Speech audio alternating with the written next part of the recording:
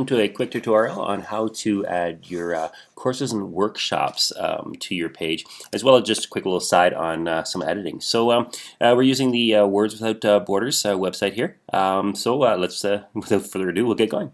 So here is a login screen, just a regular login screen. This is one that everybody will see with WordPress sites, which we virtually exclusively use. So we're going to go ahead and log in here at this point. Now what that will do is that'll take us to the back end or the admin panel for this particular website. I'm going to go through a few things here, just a little bit on this side, just to be aware of. First of all, as far as the way your actual dashboard looks like when you first log in, like you see here, you can edit some of that because there's some things that may not be of interest to you. So up here on the top, it says Screen Options. I'm going to click here.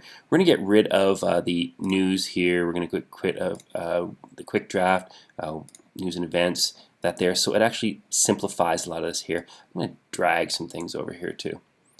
Recent activity. That's actually within the site itself. So that gives you a quick idea of things, and look at that, cleans up that front page for you. Now some other things to pay attention to or to notice. Here you'll notice at the very top left, or near the top left, it's got a update available. That's something that we do as part of our maintenance packages. And I will say that it is something that you need to stay on top of. Our maintenance packages go monthly, quarterly, and biannually. Biannual can be good enough. If there's any urgent ones, we will tackle that as ahead of time, of course, as part of the package you sign up for. In this particular instance, we will do an update after the recording of this video. We tend to do that for clients when they do ask us to help with some things. Usually that is within the first month or so of launch, but you know, we do go a little bit above and beyond for some, for different reasons, and we do help our clients. So that said, it is part of what we do as far as our company. So take a look at that. So moving right along, I'm going to show you how to do some quick updates first. So first of all, I'm going to show two different ways of doing that. Okay. First of all, we're going to go to the Pages section here, because that's all the pages of your website. So I'm going to go to All Pages. What that will do is that'll list all the pages on your site, and as you see, it goes right through. And there's different bits of text there. You say this one here is called the Calendar Default. Do not use. Leave that one alone. So on and so forth. So here on the About page. Now here, as I said, I'm going to show you two ways of editing. We're going to use that one as our sample. So I'm going to click Edit on that. As you mouse over, of course, you get this quick little menu.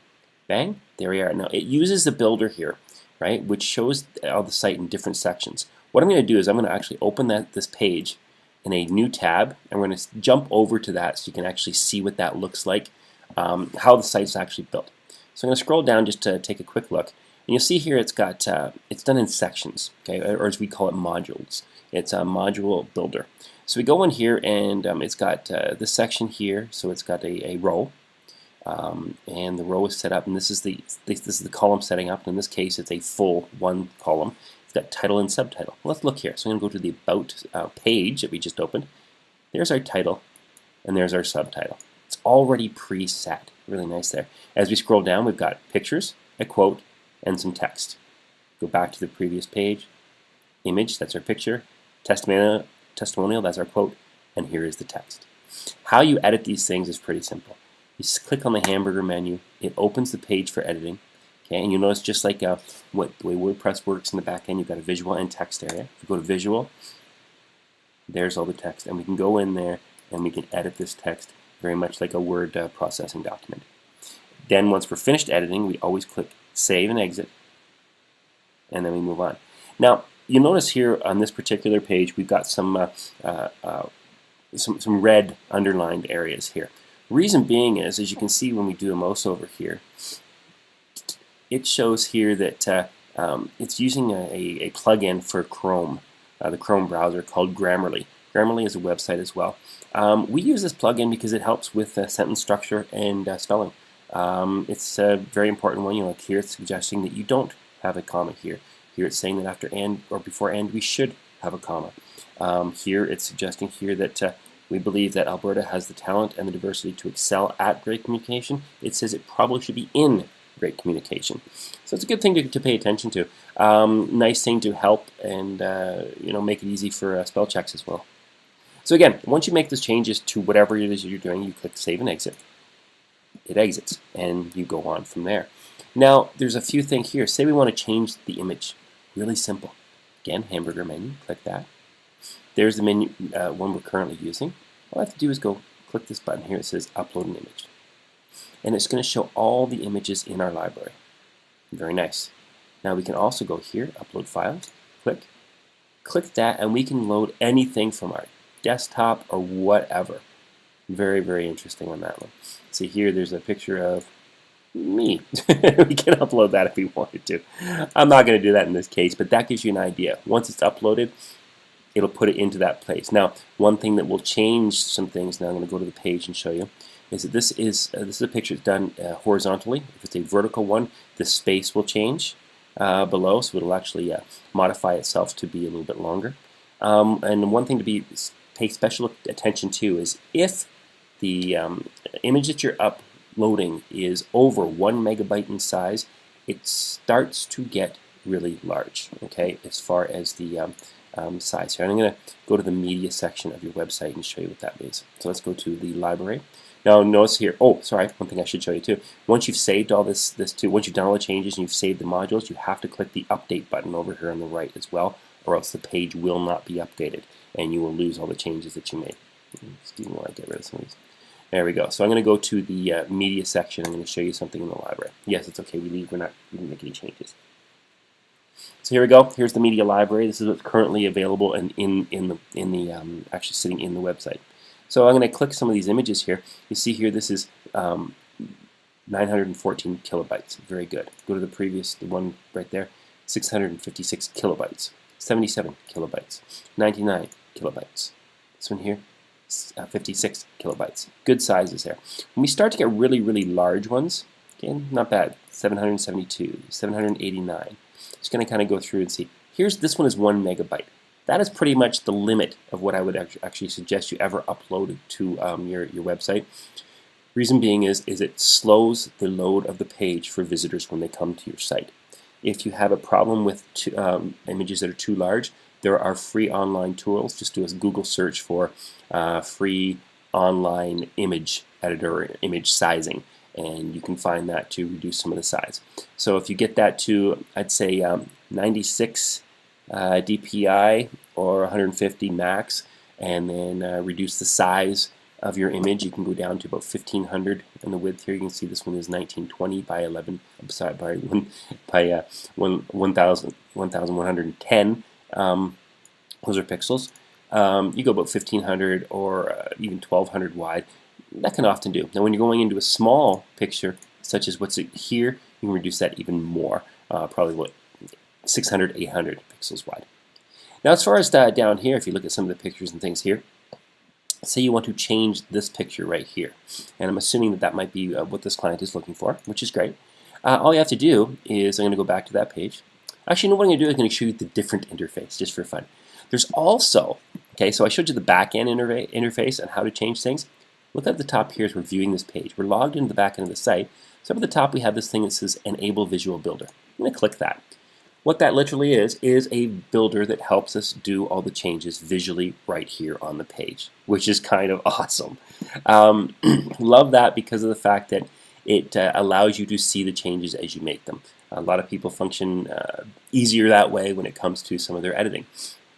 Now, you know, it's got a little bit of a slow load. That can have that can be for many reasons. It can be just a time of day. It can for your internet access. It can be the website has a lot of traffic. Okay, now this is the first time we've ever opened this page in the Visual Builder. No big deal. It says there's a recent autosave exists. Well, that's because we had the page open previously, and we didn't save anything. I don't know if you just remember that. In that case, we don't want it to do anything. Okay, so here, let's take a look.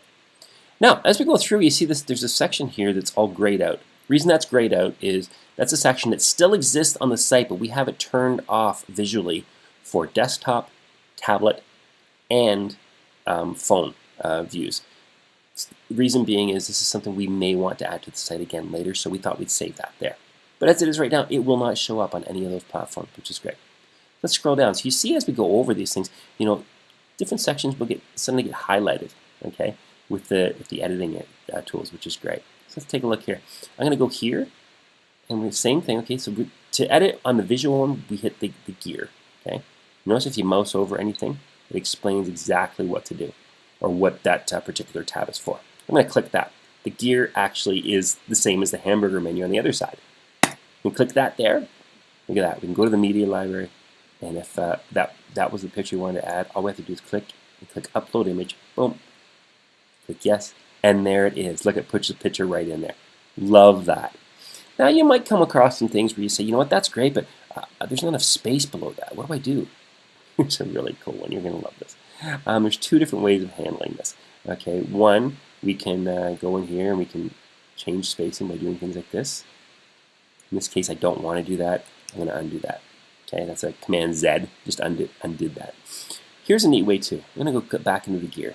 And you notice that any kind of editing opening window here has three sections. Your just general content, or your beginner section, if you will. Your design area, which is more your intermediate, and then the advanced section, advanced. I'm going to go to advanced and show you something really neat. And this is where the visual builder really helps. I'm going to actually move this panel over so we can see what happens. And that's the neat thing too, is we can move these panels around. Okay, so I'm going to go to the design section. I'm going to go to spacing. And look at that. It has us to be able to pad and add margins and stuff. So I'm going to add margins here. Look at that. As we click on that and hold it, it brings that down. Very, very cool. There's our spacing now. Love it. Now here you notice on the right side here, it shows us here a little thing that looks like a phone. Let's click that. All of a sudden we have it open for desktop, tablet, and smartphone. Let's take a look. So if we click tablet, it changes the orientation of the page to make similar to what the tablet would look like. And look at that there, because the space we've added, the space is still there. Let's look on a smartphone now. Look what the smartphone does. Changes it yet again. Awesome. You notice the spacing here between the image and the text. The spacing here, image and text. Well, look at this. We can take the smartphone settings. We can take this, make that 0. That pops it right back. But look, on tablet it stays there. Okay, so the space below is much the same. And like desktop, back to what it was. Very awesome that we can set this up to be specific for desktop, tablet, and phone, all in one setup. Now, so that's the way that would do. Now remember, once that's all set up, you click save, or click the check mark, and you have to save the page too, just like you did in the back end. If you go down to this little purple button here, click that. It's got a little save on the over on the extreme right bottom corner. Now another thing you just notice just popped up here is on the left side you have different views, so you can actually view the page as you would, you know, on your desktop, tablet, and phone. So I'm going to scroll to the top and click here and go tablet. There's an idea what it might look like on a tablet. Very cool. Gives you that. Now let's set that on a phone. Same idea. The only thing it doesn't show is the actual menu that's up there in this case, because the menu is differently here, and it shows a hamburger menu just like it normally does on mobile devices. So again, what you do is you click the save button right here before you exit, and it saves the entire page so it looks the way you want it. In this case, I'm not going to save it just in case that wasn't the edit that the client's looking for. And then look at that. It's warned you to make sure. I'm going to say discard and exit because we really don't care about whether that one gets saved or not. So there we go, and everything's back to the way it was before we left. Now I'm going to go into the back end of the site again, and I'm going to show how to change or add courses and workshops to this website. Here's the section for adding courses and workshops. Okay, well here's the page for it. Sorry, we're going to add another one that's going to actually exist here. So go here. Now this functions very much like a blog. So consider blog posts when we're talking about the courses and workshops. We're posting a new one. So I'm going to go in here. First of all, we're going to list all posts just so we can take a look at what they, how it shows itself here on the page. Look at that. There we have different workshops and everything that we put in here. Now, let's go add new. Okay. Once we add new, I'm just going to call this one test. Very good. Now here's what we're going to do. We're going to use the builder because the builder is essential for making it show the way it's supposed to.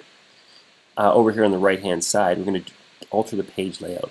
Naturally, posts are set so that they have a right sidebar, which we don't want in this case. We're going to go full width, and we're going to say don't show the post title. Here's why. Now we go to the builder. Let's load layout. Now look what I ended up showing here. your saved layouts. Let's click that. Workshop page template. There you go. There's our courses and workshop. I'm going to click that. And what it does, it loads that template, that layout for the page, okay, for what we want there. Here's where we put it. And everything's labeled for it in here. We try to do that with all the sites we build so that clients can see exactly where it is and what they're supposed to do. So we click here in the hamburger menu, we add our title there. Okay. If you notice that the formatting's changing, reason might be is this is set for a heading. Okay. You can go into the text area and just change the text between the markings here for your H1. Okay. So in between the bracket things there. The reason being is this is actually set to show itself a specific way. Now let's take a look what that is. So if I go here to this one here in the middle, I'm going to click that and it shows how the title is already formatted to show up.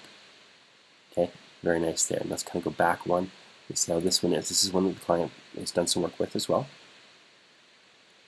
Look at that.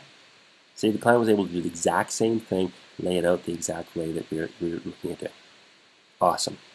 Now, as far as how these workshops work here, okay, you notice that there's a pricing and stuff for these. This is actually done through their PayPal interface. So that's a side of the website, but it's all set. So I'm going to kind of come out of here and look at that. There's the workshop's photo. We can add whatever there. Here's the events. That's where we put all our details. Again, this is all formatted in such a way so that the client can add it exactly as is. If any of the formatting changes, this is just bolded, you can either change it here in the visual interface or go to the text, and again, only filling out the areas between, right? All of the extra coding that tells it what to do. Gives a little bit of an image about information about the instructors as well, and a different instructors, we can change the images and so on and so forth. Now, if you notice in any page if there's anything in green, the green is a global item. I'm going to scroll down and see what that is. Now, the global item is shown here. Okay, what that is these are I guess page modules that are shown on pages, but they're shown on several pages. So if you change one, you change them globally on every single page. Nice feature in order to make sure that things stay the same across the site and make it easy to make mass changes on things like that are used all over the place. Okay, so that one's there. Now here's the one thing here too. You notice over here on the right, it's got different categories. Okay, now this is the test one we've done. We need to pick the category that this is going to be showing up under, or else it won't show up on the website. Okay, how that works is really simple. Okay, I'm going to just kind of go here to edit post and show you how this particular entry is actually already done. Scroll through, we go to category. This has actually been showing up or is done here in on the workshop section here. So sorry, you click the button and it shows up in the workshop section. And that pretty much sums it up. So we click that and it's done. Now that shows everything, so when we go to the actual website, I'm going to go back in there. We didn't make changes here, so that's okay. We're not going to save anything. It all shows up here. Now there's also a calendar. I'm going to show something really quickly here, just in case that is part of what needs to be shown. As we go through here, here's our January calendar. Here's the date. You notice nothing's really some of these haven't really shown here on this calendar. That's okay. Now I'm not going to save this one, this draft, by the way. That all happens in the events section. So I'm going to go to events. We're going to leave this one here. Same thing, okay, as far as how this is done. We go in, add new. When we add a new entry to the calendar, we can add the exact same name as we did previously. You don't have to necessarily worry about too much about the builder in this one. It's kind of nice to do so, but I'll show you why. Let's go to this one here. So I'm going to click the one that the client has entered here, and here's what it shows. Just really simply, here's the text, here's all the information, right? And it lets you or teaches you how to be able to go in or shows you how to go in and register for these events. Okay, here's the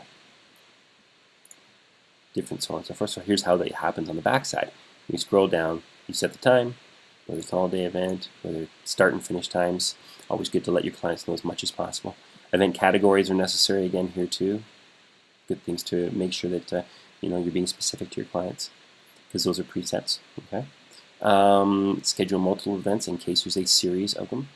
Very nice. You can be exclusions. It's not going to occur on specific days in case it's throughout the week. Every day but Sunday. Whatever, that kind of idea. You can add venues. Okay. I've got a couple venues that have already been put in here. You can edit or add a new one. You can show maps to those venues. So I'm going to click that button and show you here. So what this does is it shows you how to add a venue. Okay, or in this case, sorry, edit a venue. If we're going to go like this, we can go in here and select new locations as well. How we do that is really simple. Over here on the left-hand side, you'll see here you have in the Events tab, New Ones, Event Categories, Venues, Organizers. And you can connect a lot of different things in here. So in the Venues section, that's where you add a new one here. The Organizer is right here, so it can be some of the individuals or the actual company itself.